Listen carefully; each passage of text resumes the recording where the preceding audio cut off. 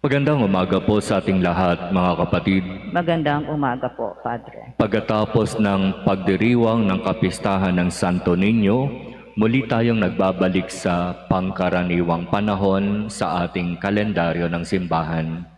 At ngayon ay araw ng Lunes sa pangatlong linggo sa karaniwang panahon.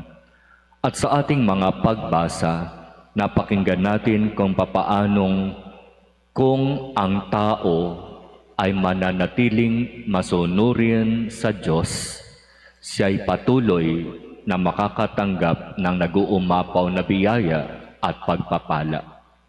Samantalang kung siya'y susuway sa kalooban ng Diyos, doon magsisimula ang kanyang kapahamakan, pagkasira, kamatayan.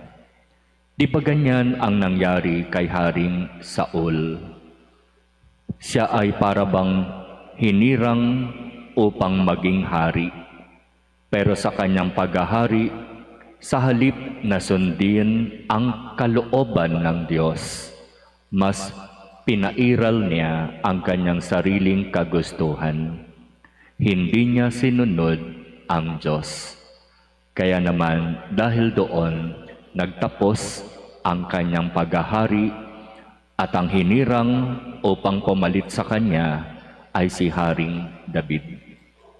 Sa Ebanghelyo, ang mga tao na naiinggit kay Jesus ay nagsabi, kaya niya nagagawa yung mga bagay na ginagawa niya, katulad ng pagpapagaling sa mga may sakit, pagbuhay sa mga patay, ay sapagkat inaalihan siya ni Beelzebul, ang prinsipe ng mga demonyo.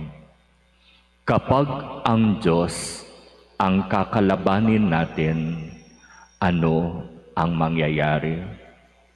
Sabi nga ng ating Panginoon, kailanman hindi mapapatawad ang kasalanan na lumalait sa Espiritu Santo, sapagkat malinaw ang Espiritu Santo ay Diyos.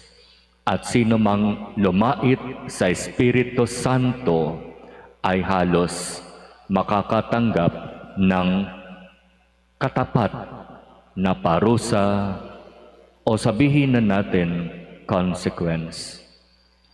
Walang kapatawaran ang pagkakasala laban sa Espiritu Santo. Kaya kung gusto nating maging mapayapa, maayos at mabuti ang ating pamumuhay, ang pinaka-paanyaya, sundin ang kalooban ng Diyos. Ang pagsuway sa kalooban ng Diyos ay hindi makakatulong sa tao. Kaya bakit pipiliin natin ang mapalayo sa Diyos dahil sa pagsuway? Bakit pipiliin natin ang mapahamak dahil sa katigasan ng ating ulo? Bakit pipiliin natin ang mamatay kaysa mabuhay? Samantalang ang iniaalok ng Diyos sa atin ay isang napakaganda at napakapayapang buhay.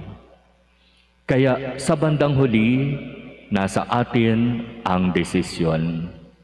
Kung anong buhay ang gusto natin na mangyari, tayo ang magdedesisyon.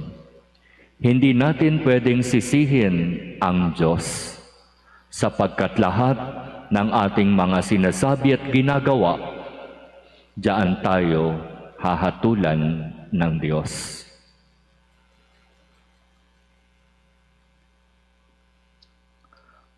Amen.